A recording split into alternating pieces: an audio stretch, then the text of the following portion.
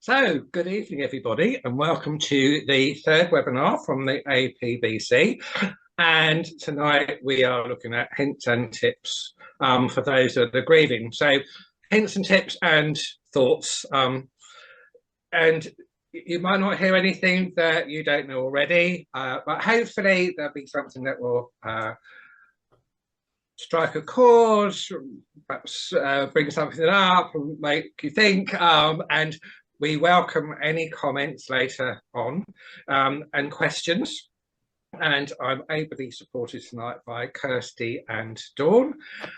So what the plan is, I'll go through the hints and tips that I've got, and then I'll open up to Kirsty and Dawn to discuss, and we'll bring all of you in as well with your thoughts and any questions.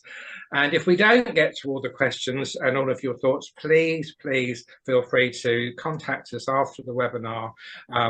With all on the APBC website, our contact details, and just ask anything that you want. We're available, and we'd absolutely love to hear from you.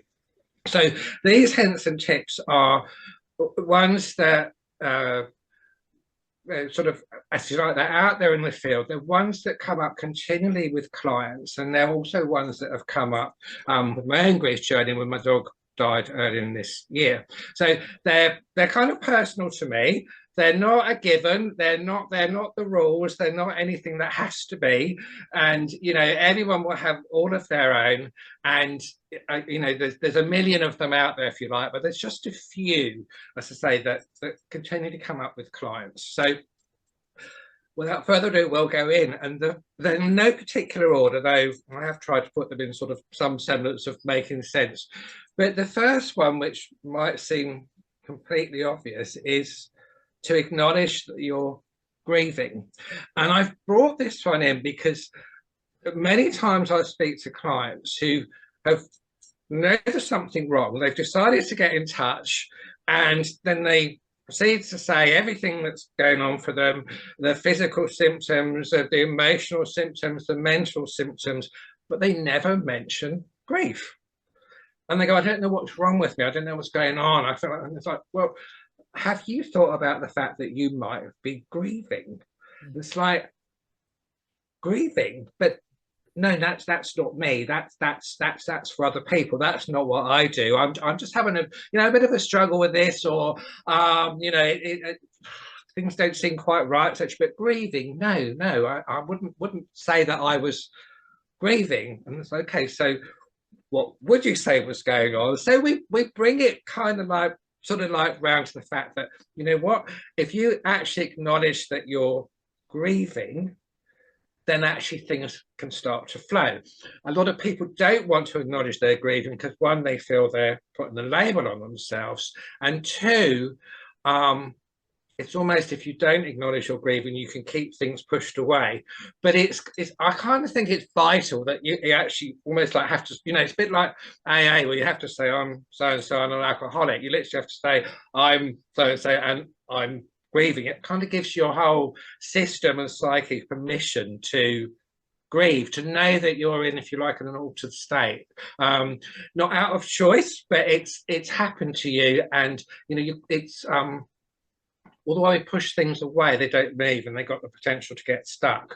All the while we can say, this is what's happening to me. I don't know what to do with it. I don't know what it means, but actually it's happening to me. Then you can kind of start to work with it. So that's my first one, is acknowledging that you're grieving. And I don't want to stereotype anybody, and I don't want to be politically incorrect or anything like that, but it very often it will come up with men. It will often come up with people who are perhaps, and I say, I don't want to stereotype anyone, quite high-powered jobs, or they've got a lot on their plate. They've got a very full life, and they do not want to bring the potential of grieving in and altering in anything of that. And it'll often come up, I think I'm covering everybody here, with parents who don't want their children to see that there's something wrong. And then that goes hand in hand with the next hint and tip, is if you've acknowledged your grieving, is what are you going to do to allow it? Because once we've acknowledged that we're grieving, we have to allow ourselves to grieve. And one of the biggest things that comes up with clients is, I don't know what to do. I've looked on the web, I've Googled it. I think this is probably like GPs when people go, you know, look at my finger, I've got something wrong with it, and I think it's X. It's they look on the web and they think, I need to do it like this. It needs to be like this. I need to follow the 5-7 stages. I need to do this, etc., etc. But I'm not. So there must be something wrong with me. And it's like, where will it go? Where will it end? I need structure. I need sort of like a plan. I need a plan for this. And so allowing yourself to grieve is one. It's if you like, accepting that things are different and you've got these huge emotions swirling around, your life has been thrown up in the air, nothing's actually the same as it was before. But it's also allowing yourself to grieve is realizing that you're an individual, and however you do it is right. Now, within that, people, they do Google, they do look, and they might think, well, actually, yes, some of that fits, some of that doesn't fit if I do this, you know. But as we know, anything goes in this journey of grief. And the allowing side of it too is not being afraid of the emotions, not being afraid that you're going crazy, not being afraid you're going to be overwhelmed, not being going to be afraid that you're going to be flawed. And all of this sounds very ideal, and it can, and we all know that you can be overwhelmed and flawed. But the thing of it is, what most people that I speak to is they're worried that that's going to last forever. They're worried if they start crying, they'll never stop. They're worried if they start to panic, it will never stop, they'll never come out of it.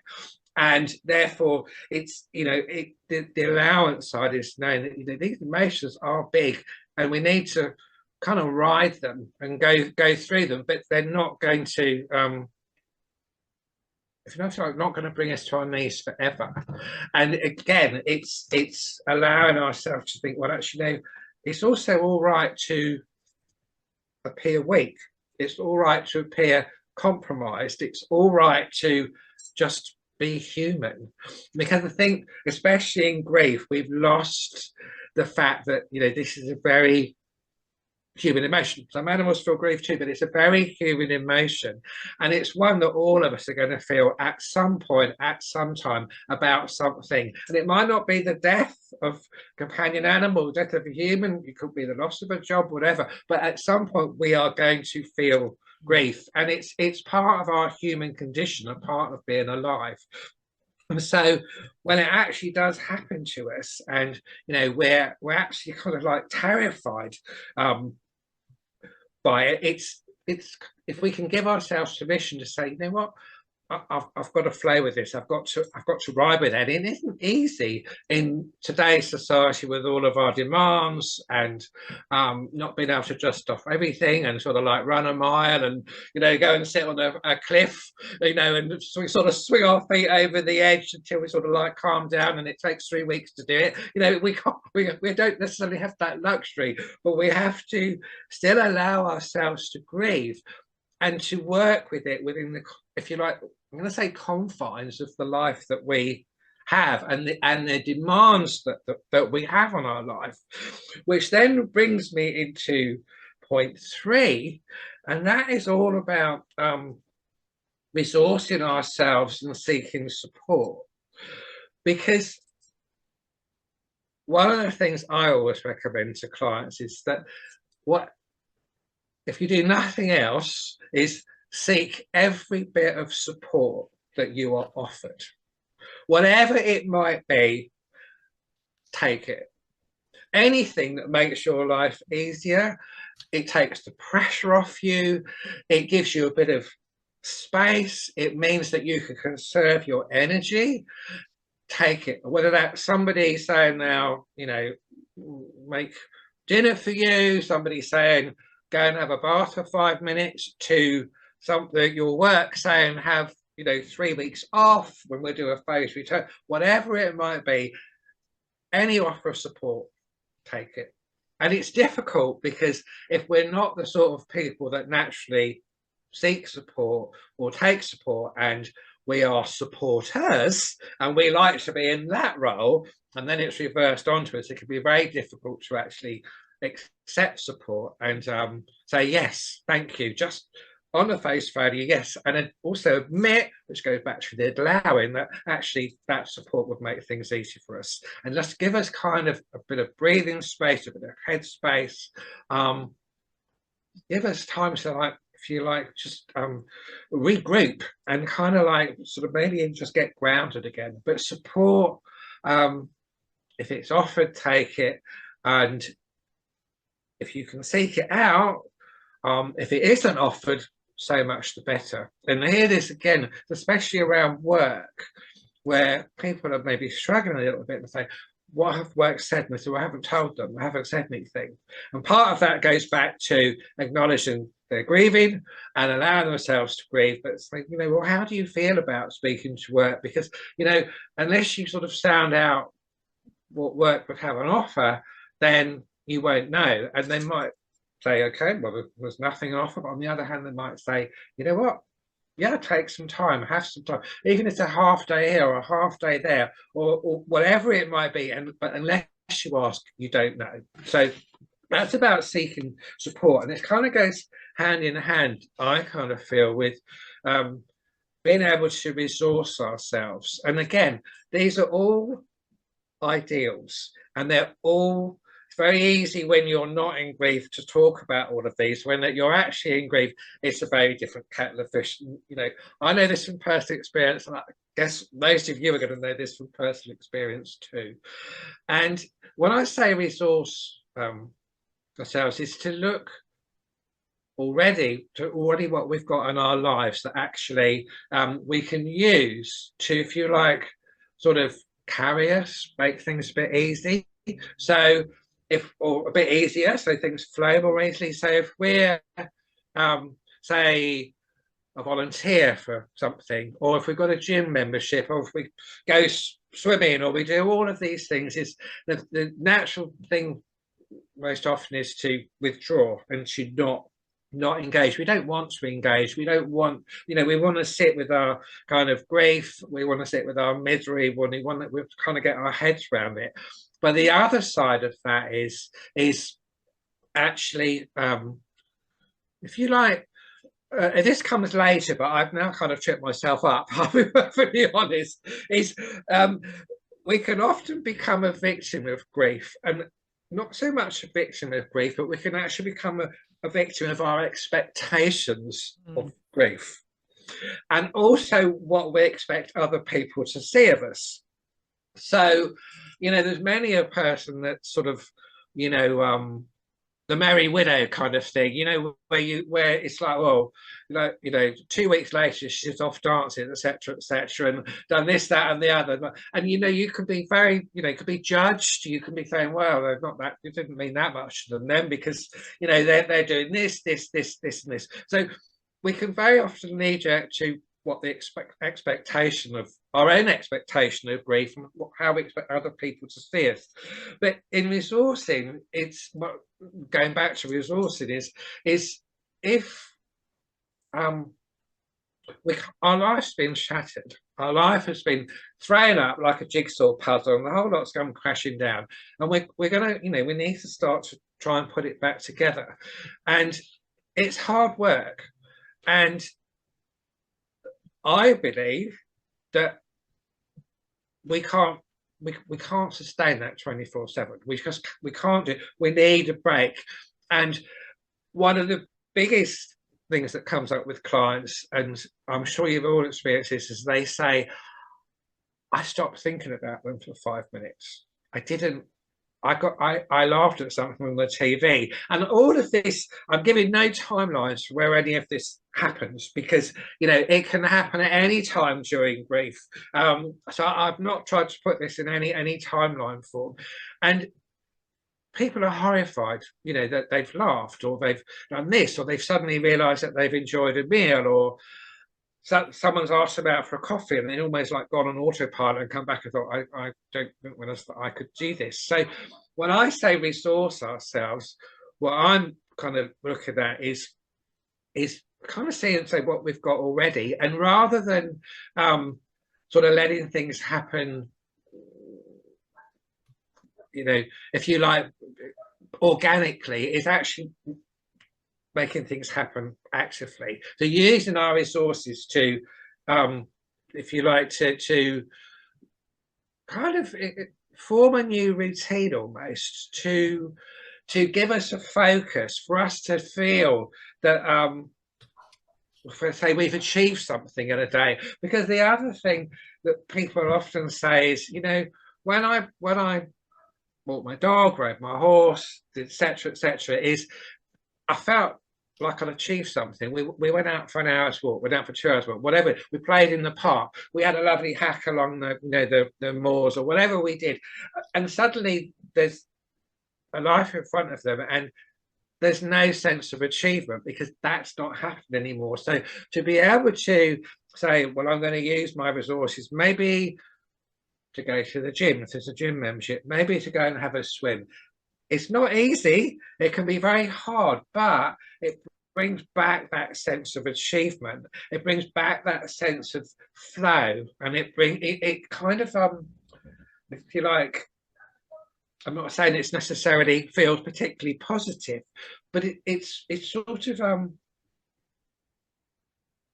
not going to say even it gets us out of a rut, though I have just said that, but it kind of in the instant, in the early instances especially, it kind of is, it fills a gap.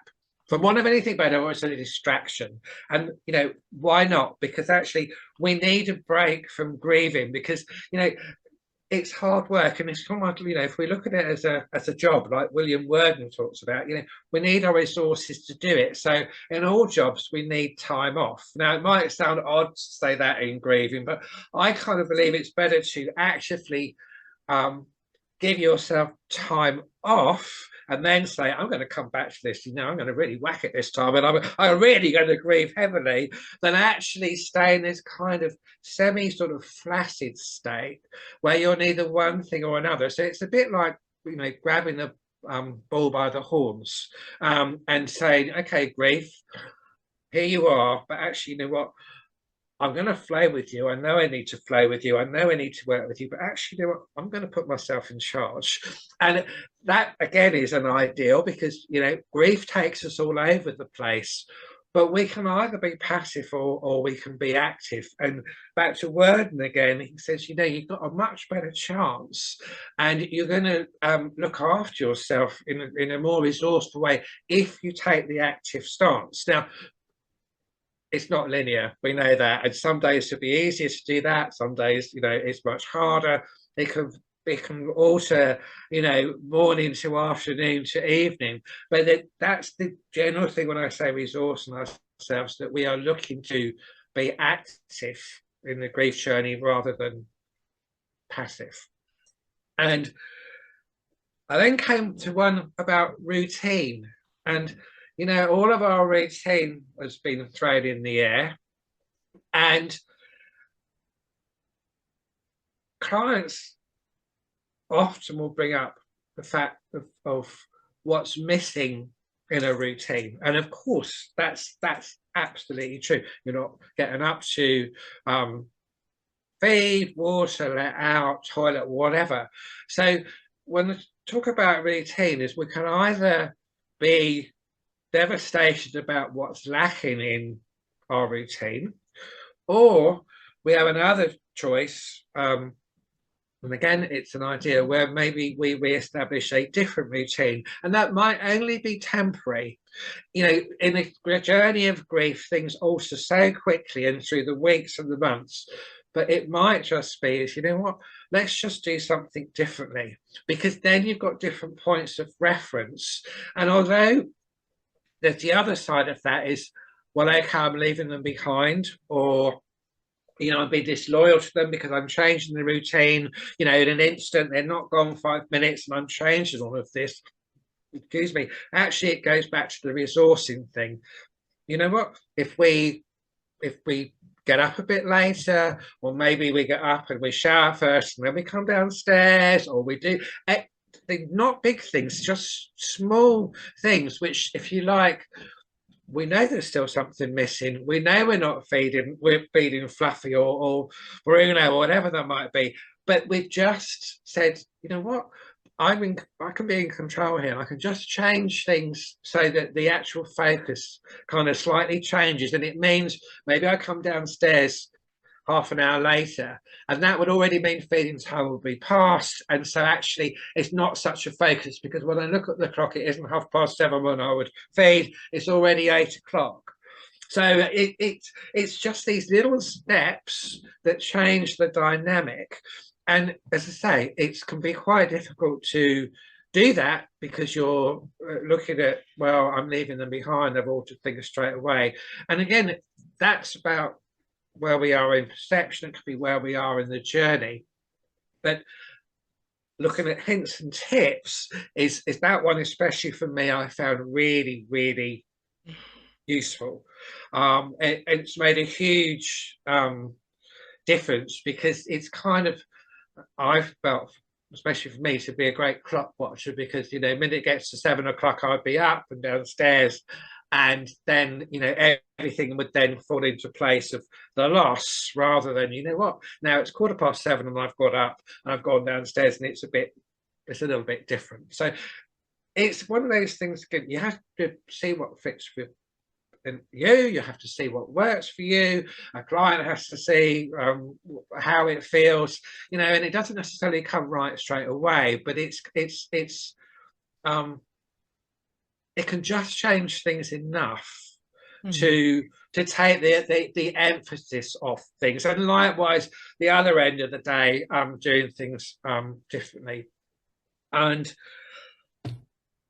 as I say, it might only be temporary, or it might alter 10 times over, you know, 2 months. It doesn't matter. It's just what works, and it all feeds into grief being allowed to flow.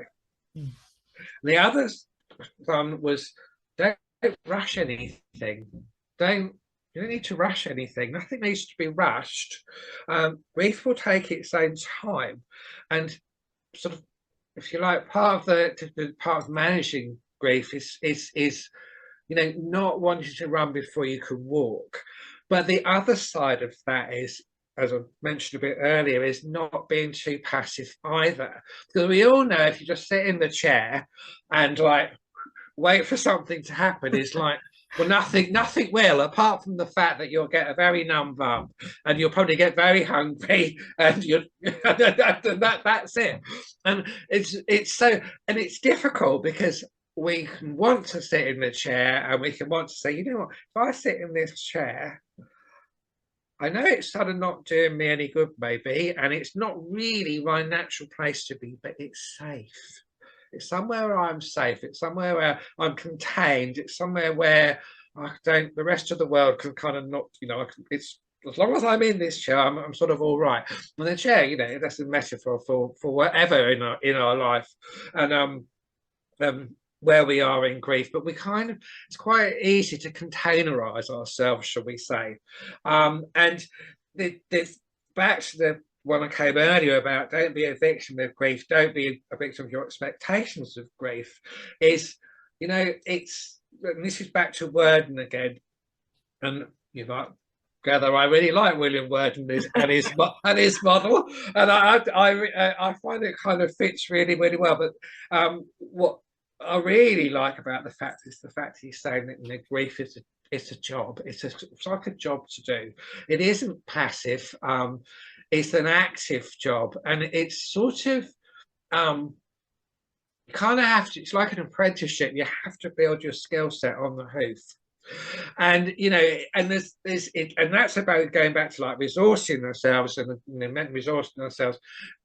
We can read, we can watch videos. You could be watching this tonight, and all of these things. We're resourcing ourselves, but we can't, in a way, do that indiscriminately. We kind of have to have an idea of, or a grieving person has an idea of what fits for them, and how perhaps they best absorb knowledge, how perhaps they best kind of research what kind of fits for them and like feels good for them. So whereas one person might read a book, some people might want to watch a webinar, some people might want to go to a support group, whatever it might be, but it's whatever way we take in information and use it to work for us to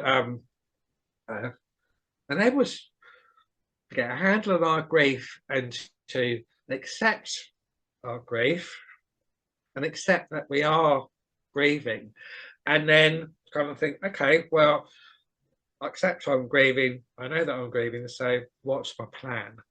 And that's kind of the sort of thing where it becomes a job, because and not it doesn't have to be heavy, it doesn't have to take hours and hours a day, but it's about just about knowing what will work for us. It's about allowing ourselves to the possibility, let's say, of moving from grief and re-engaging back with life. It's about us knowing that it hurts, it really, really hurts, but we can either sit with that hurt and become completely immersed in it, or realize that actually, what, we're going to have to work with it and do something with it. And one of the things that I found very harsh in Wallace Sif's book on the loss of a pet was where he said, and this was to do with pets in accidents, but I think it fits for anything, is pain is inevitable. It's inevitable we're going to feel pain. It's inevitable we're going to feel the overwhelming emotions. It's inevitable all this is going to happen in grief. And once we've kind of, if you like, worked with our initial grief, once we have sort of got, if you like, a handle on our initial grief, and it not that it's necessarily in a comfortable position, but he's saying, if we are continuing, I think his words, and I'm looking this, is but continuing unremitting misery is an option. And I found that really hard, because I thought, well, it's not an option, because if you're feeling like that, you're feeling like that. And I don't think, again, he meant that, you can just deny any kind of misery or just like sweep it under the carpet. And I think what he was really saying is, we can either stand still and not move forward in any way, or I kind of liken it to an experiment where we just kind of have to just try things out and see what works, see what doesn't work, be honest with ourselves and say, that didn't work, didn't make me feel any better, or it was really, really, really hard. But you know what? I might try it again. Maybe it was just the timing. Maybe that's not the right thing for me.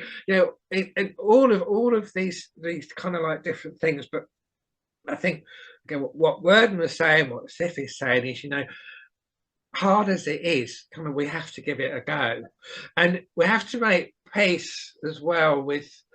And this is all part of the process. And this is not a hint and a tip, but all of that is linked back to where we laugh the first time, and we do forget for 5 minutes, and we do go out and have fun, and we do book a holiday, where we have to kind of make peace with whether we're betraying their memory, whether we're moving away from them, or whether we're forgetting them, etc. And that's not about hints and tips, but when we start to gently see a future, if you like, even if that future doesn't look rosy, and even if we know there's something missing from that future, we still don't know what we're going to do with it. It's the fact is, well, we've got to decide almost like whether we live or die, and whether we're going to engage with life and live, or whether we're just going to exist. And in the early stages of grief, we're probably just saying, I'm going to exist because I can't see anything else.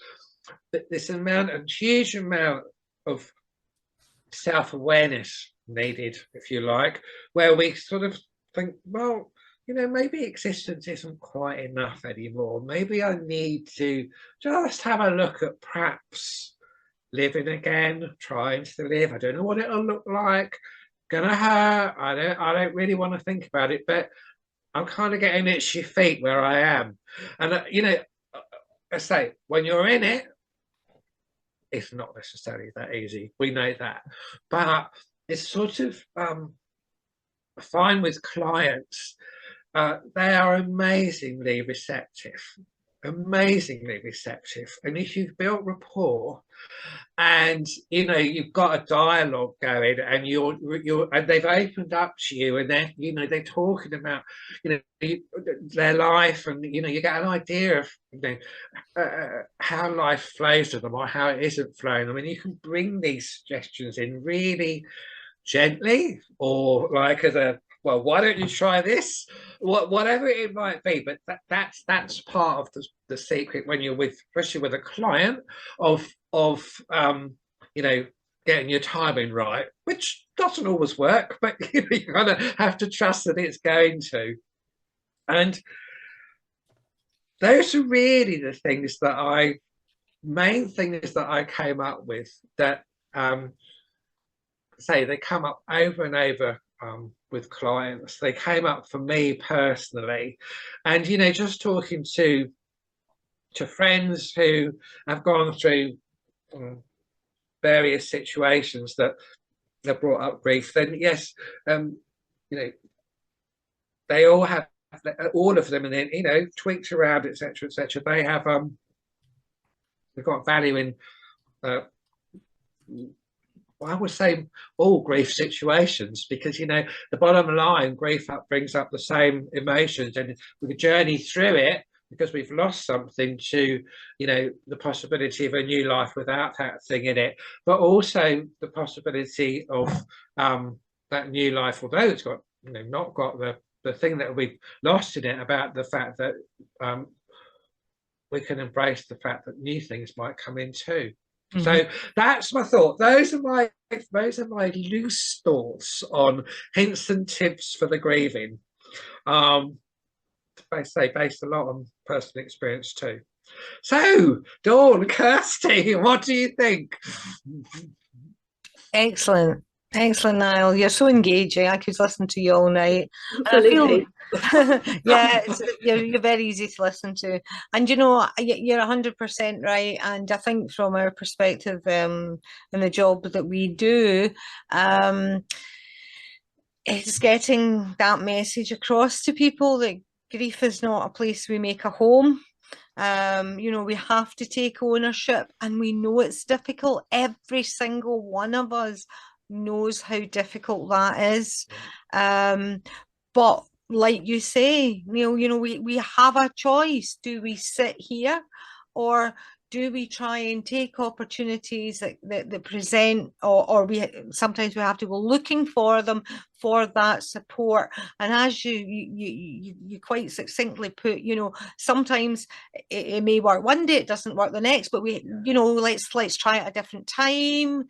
We really need to, and I think it's trying to impress that upon clients without telling them how best, from our point of view, is in a counselling setting, because we understand all this, that because we've all suffered our own losses, very significant losses, and obviously yourself so recently, and it is very fresh in our minds. But we do have we have that choice, and we don't have a magic wand that we can wave, but encouraging and motivating all our clients that come along, to see that light is at the end of the tunnel, but it's going to be hard.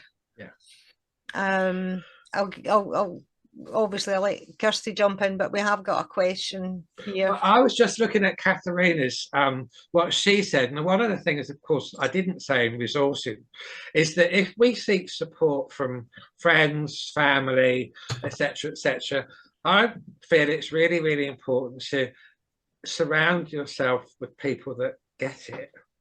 Yeah. And because we can actually have a lot of potential support from people, but actually beyond, like, oh, they're there, and then this is not anything against those people, but actually you actually don't feel supported. You actually feel perhaps you're being a burden, or you're being self-indulgent, etc., etc. So it's kind of far better, I think, to get, you know, really genuine support from someone who gets it, like one person, rather than sort of if you like, pseudo support from 10, because that's the one, you know, where you've got the resonance and where you're actually going to feel like, yeah, this person understands me. And then, like everything, it's like when you're heard, the world completely changes. Yeah. So that, I think, yeah, I mean, I meant to say that, and actually now I look at my notes, it's written down, and I didn't.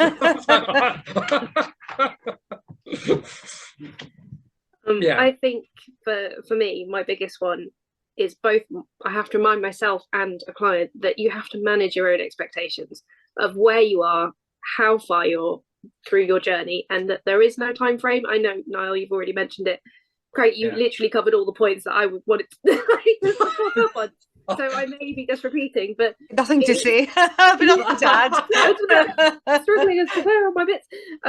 But yeah, I think it is about just reminding people that there is no timeline and there is no set routine to it, and actually understanding and allowing yourself to grieve. Again, you've already covered it, so it's not anything new, but to be able to sit with your grief for a little bit as well, you know, in part of allowing yourself to have those moments of respite from the grief, but also allowing yourself to sit with grief and giving yourself, you know, 5 or 10 minutes just to sit there and go, I feel really sad today, I'm really struggling today. Sit with it, allow yourself to feel it, and then go, okay, we're done with that bit now, let's try and do something positive. And also habit bundling. I've lost count of how many times habit bundling has helped me in the last several years. But, you know, like when you were saying, going down at 7 o'clock to feed, and, you know, go down at 7:15 and make yourself coffee, do some and sit with that coffee and maybe have 10 minutes where you just, you know, sit with yourself, think, you know, intentions for the day, read a book, that sort of thing, and bundle that habit with something you used to do that is something that can also allow you space to grieve, or to think of memories, or to, you know, plan your day. Anything that puts a little bit of routine back in a different positive light, I think is a huge one for me. Habit bundling is, I'll go to it every time. Huge one for me. Yeah. But yeah, otherwise you covered pretty much. I was noting down as we were going, but pretty much you covered everything. The only other one that I really, I had sort of mentioned, but in kind of, is ditch as much pressure as you can, especially in the early stages. You know, we think we're Superman and Wonder Woman or whatever we want. Oh, that's probably PC'ly wrong as well now, but probably. I think we're superhuman. We're superhumans, and, you know, and we got all of these commitments, all of this, etc., etc., etc. But actually, you know what? When you're grieving and you're in the depths of grief, you know, you're not really fit for anything, if you like. And so actually all these things that have to be done, whatever they might be, is, well, you're probably not going to do them very well anyway. So anything that you can ditch, offload, delegate, whatever it might be, is, you know what, do it. And it, from you know, from something to do with a job maybe, to like maybe kind of like having ready meals for a week. So or getting your food delivered. Yeah, your food delivered. It might be that you know, it might be the fact that you think, well, you know what, I'm not going to do any, I'm not going to clean the bath or do any washing for a week. The world won't stop, but actually it just gives me a little bit of respite. And actually, you know what, we don't need to, and we don't need to do literally all of the things that we need to do all of the time.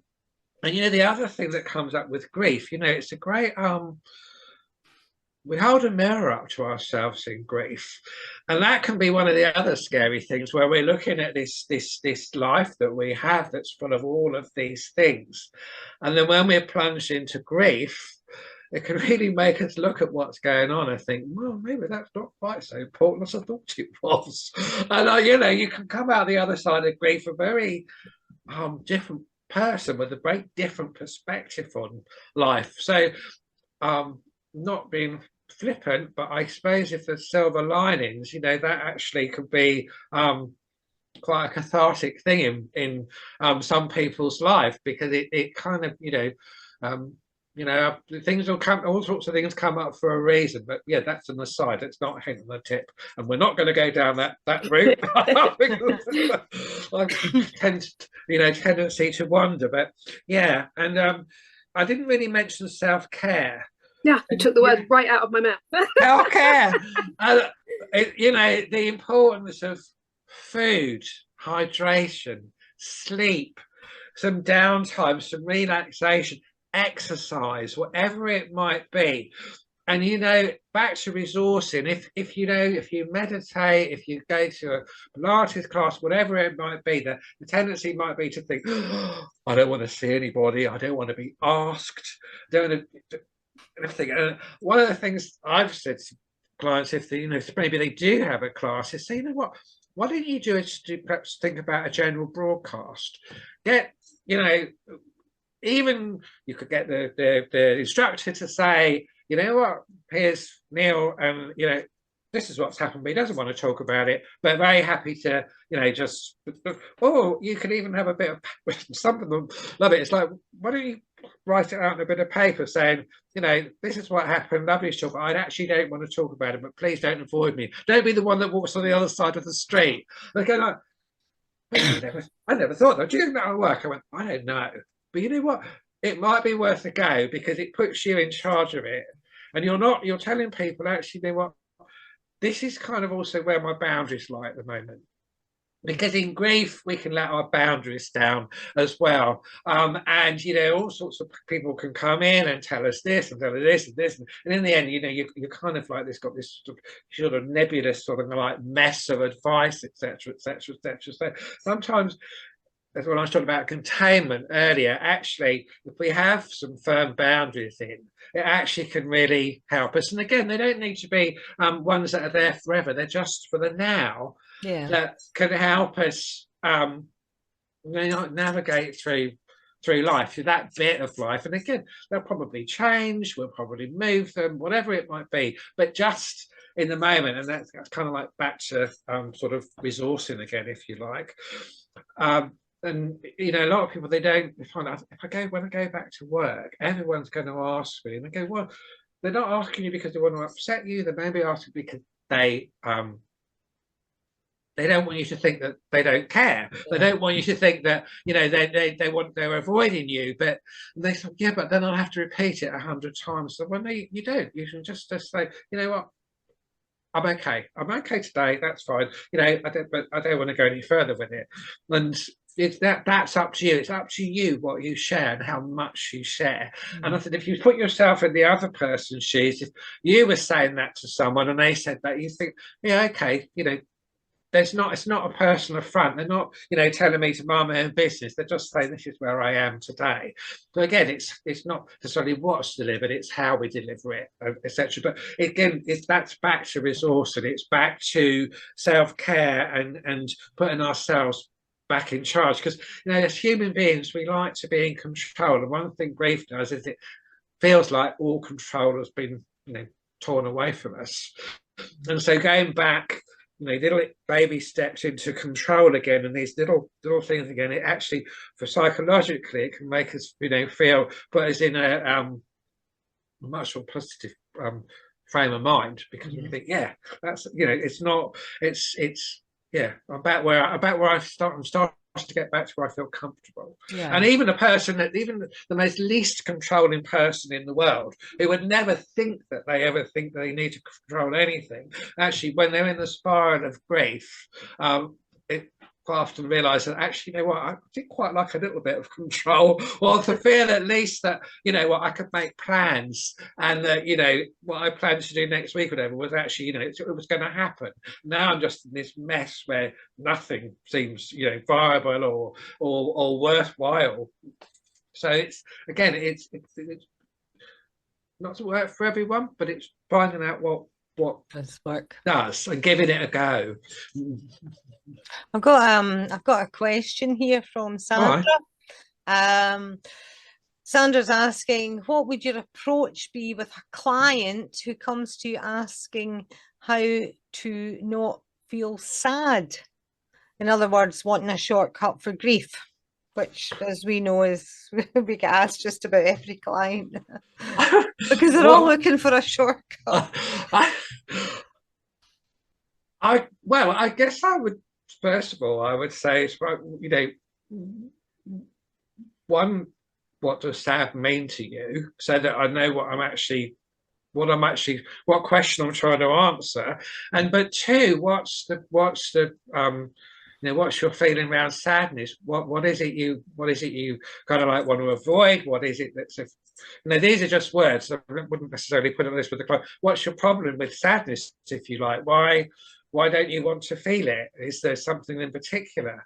You know, and again, I say would investigate what the definition of sadness is, because you know, we use words, then we splatter them around all over the place, assuming the other person knows exactly what we're talking about. Of course, they don't necessarily. But I think the bottom line is, you know, you cannot avoid grief and its emotions, and if you try to, you may well be successful in the short term. Yeah, but it's a classic plaster over the wound. And you know, the plaster can be on forever, and you take it off and their wound's just as raw underneath until you look at the wound or air it or lance it or clean it or whatever you need to do to it doesn't shift. And so I guess I would try and open it up with the client to just find out, say, what it is about not wanting to feel sad, and kind of like what, well, we know we don't necessarily want to feel sad, but what it is specifically that's led them to, you know, making them ask that question.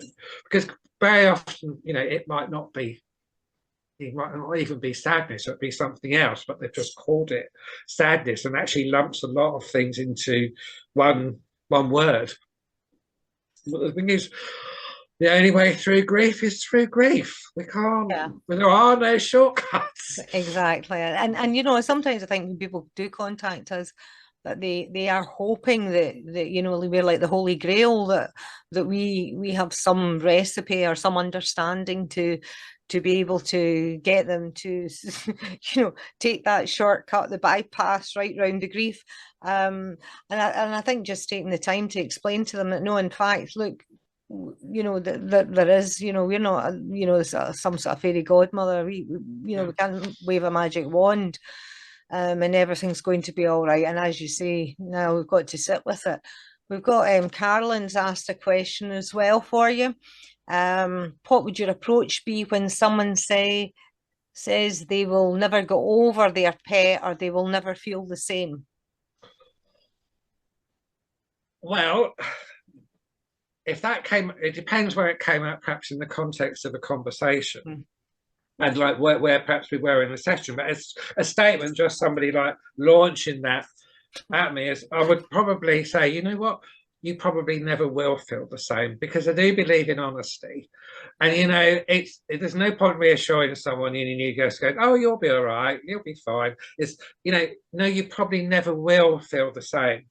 Getting over a pet, well, you know, again, what does getting over mean?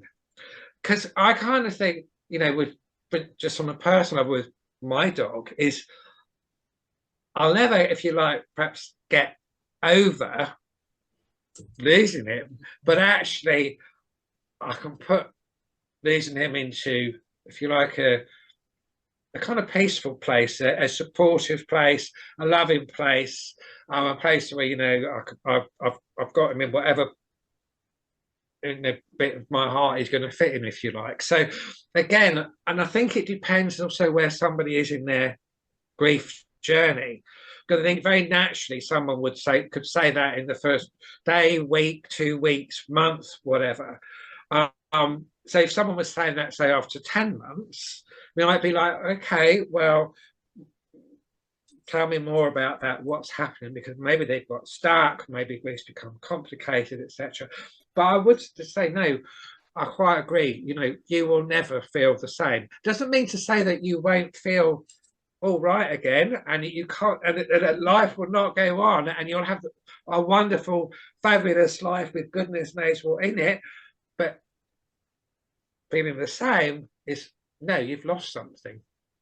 Say getting over, well, that's kind of like another kind of like story. And again, it's what do they mean by getting over? And I'm sorry to kind of look like I'm a politician wriggling out of giving you a definitive answer, but it's kind of, you know, and it changes too, where we say we'll never get over our pet, we'll never get, in, say, week one, later on it's like we might say, I'm never going to get over them, but I can see this and this, etc., etc. So, as I say, not being able to get to the definitive answer, it kind of really depends where someone is in their journey. And also, you know, we also, I don't be rude, etc., but also, if you've got a feeling with a client that perhaps they're quite prone to dramatic statements,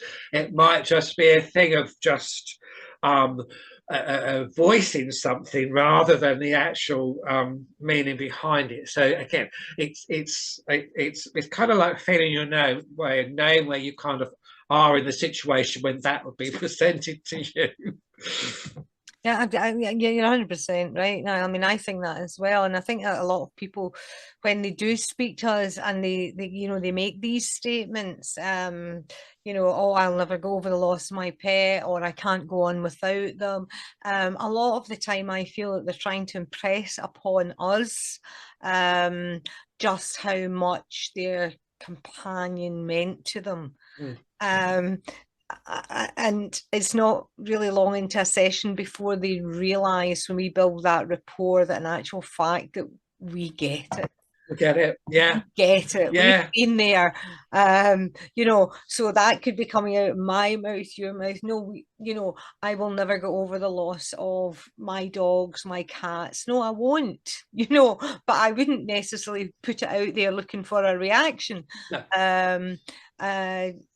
You know, and it's, you know, I cannot go on without them. Well, yes, I can actually go on without them, but it's going to be difficult. It's going to be a very difficult journey for me. But I think being heard is you know, is important for so many people. Carolyn said, yeah, I know what you mean, Niall. Yeah, that's exactly what yeah, I think you know, again, we kind of also, you know, in grief, we, you know, we, even if we don't necessarily feel like it, we can lash out. We can say this. We're prone to big, you know, big sweeping. I'm not saying generalizations necessarily, but you know, we're hurting. We've got something we want to get out, and so it's like screaming it from the rooftops. Yeah, and that's where, again, if you're working with a client, you know, where, to say, context, how they are, what they like, especially if you know maybe you're on a second appointment or something like that, so you've really got a feel of what this person's like, and you can, okay, so you know, and let's say it all depends.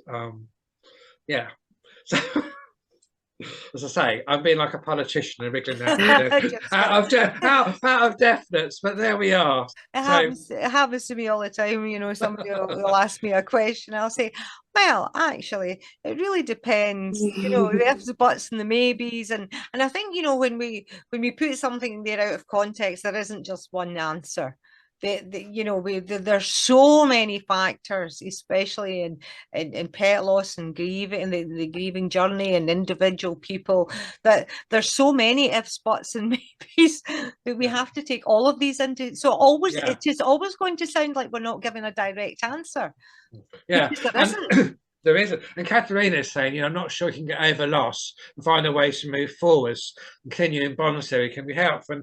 And you know, this is one of the things, isn't it, where people, you know, the old adage, like, you know, time heals, but you know, time doesn't heal in itself. It gives us time, enables us to find a way to incorporate that grief into our life and put it in a place where we can continue to live our life, but we don't lose it. And that's, you know, Lois Tonkin's model with the ping pong ball in the jar, and I think, you know, that's another favorite, and it fits really well. And you know, it gives people, that gives a lot of people permission to say, well, you know what, I don't have to get over my grief, do I? I've got it. Here it is. But my life's going to go around it. I don't have to get closure. You know, it doesn't exist in grief. I don't have to do all of that. I've got permission for it to be there, and, you know, gradually let things expand around it. But you know, it's still, you know, I don't have to lose it. I'm not trying to purge it from me. I've got to like embrace it and put it somewhere where, you know, yes, it's there, but it's not. I can still have a meaningful life after it. So yeah. So anyway, thank you very much, everybody. I would like to wrap up for 8 o'clock because we said 7 till 8 o'clock. Thank you, Kirsty. Thank you, Dawn. Thank you, Dave, behind the scenes, for keeping everything going. I say, any questions, if we haven't covered them or something comes up and you think about anything, please get in touch with us. You can, through the ABP website, all of our details are on there. But say, please do. It would be, you know, it would be great.